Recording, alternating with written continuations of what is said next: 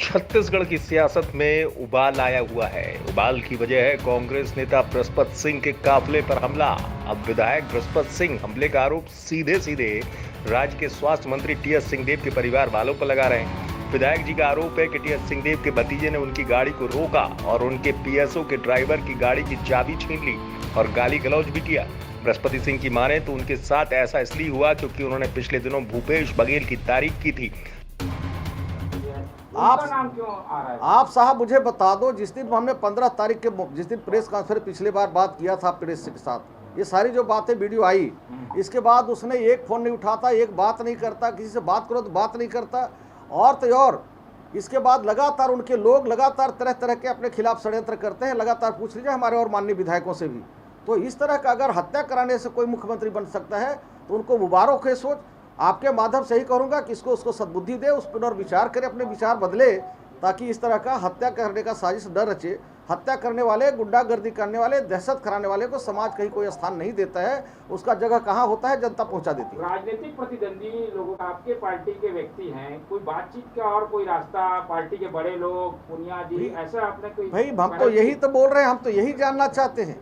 आपको याद होगा कि 99 में मेरा जब नक्सलियों ने मुझे अपहरण किया था, जब पूरी रात मुझे नक्सलियों ने गन के चारों तरफ घेरे में रखा, बार बार प्रश्न पूछते थे। अंतिम में 4 बजे भोर मैंने एक ही बात पूछा था कि आप तो मुझे छोड़ोगे कि मारोगे मुझे नहीं मालूम, आपके कब्जे में मेरी हत्या होगी ही, लेकिन मेरे मरने के पहले मुझे इतना भर बता दो कि मेरी दोष क्या है। उसी तरह से आज भी मैं पूछ रहा हूँ आपके माध्यम से भी, टीएस बाबा से भी, पुनिया से भी आज पूछूंगा, पुनिया सर से भी, राहुल जी को भी मैंने ये देखो पत्र लिख रहा हूँ, पुनिया जी को और इसी बात को पूछ रहा हूँ कि मेरा दोष बता दीजिए कि मेरी गलती क्या है। फिर मुझे मरवाना हो आप मरवा दो, सीएम बनना है बन जाओ, लेकिन मेरी गलती तो बता दो कि हमने क्या अपराध किया है जो मुझे मेरे ऊपर हमला करा रहे हो। हालांकि टीएस सिंहदेव ने अपने ऊपर लगे आरोपों को सिरे से खारिज कर दिया है। स्वास्थ्य मंत्री की माने तो विधायक जी भावना में बह गए, इसलिए उन्होंने ऐसा आरोप लगाया। ये सब आपस की बातें हैं, पार्टी के अंदर की बातें हैं। अभी बहुत सौहार्दपूर्ण वातावरण में हम लोगों ने चर्चा की, विधानसभा की स्ट्रैटेजी के संदर्भ में गहन विचार विमर्श हुआ और साथ मिलकर सब काम कर रहे हैं, साथ मिलकर सब काम कर रहे हैं। जी, लेकिन ऐसी बातें सार्वजनिक करना, प्रेस कॉन्फ्रेंस करके करना और आप पर इतने गंभीर आरोप लगाना, ये क्या अनुशासनहीनता नहीं है? हो सकता है भावना में कभी कोई बात हो, उसमें बात नहीं आती। अभी तो मिले हम लोग, साथ में मिले, साथ में बात करना, साथ में भोजन भी लेना, तो कहीं कोई बात मन में आ भी जाए अगर तात्कालिक, तो बातचीत करके सारी चीज निराकृत भी। कांग्रेस में आपसी कलह के बाद अब बीजेपी को मौका मिल गया है। विधानसभा सत्र के पहले दिन बीजेपी ने इस मुद्दे पर सदन में खूब हंगामा किया। बीजेपी का कहना है कि 2.5 साल की कांग्रेस की ये हालत हो गई है। 2.5 साल आते आते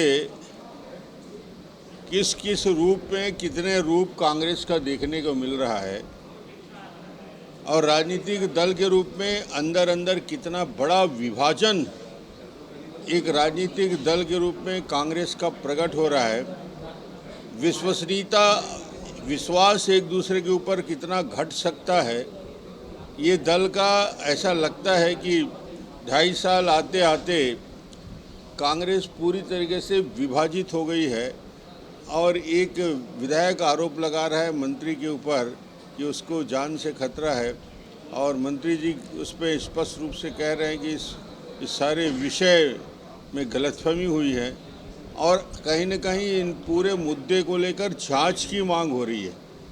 अब यदि एक दल के अंदर, विधायक दल के अंदर एक दूसरे के खिलाफ 15 साल हम लोग विधानसभा में रहे, सरकार में रहे, सत्ता में रहे, कभी विधायकों के बीच ऐसा मतभेद देखने को नहीं मिला जो कांग्रेस के दल में, कांग्रेस पार्टी के अंदर दिख रहा है। दरअसल शनिवार की देर रात रामानुजगंज के विधायक बृहस्पति सिंह के काफिले पर सरगुजा क्षेत्र में हमला हुआ था। कार को रोककर कुछ युवकों ने जमकर तोड़फोड़ की थी। इस मामले में पुलिस ने एफआईआर दर्ज कर ली है। साथ ही 3 लोगों की गिरफ्तारी भी हुई है। रायपुर से महेंद्र नामदेव की रिपोर्ट, एमपी तक।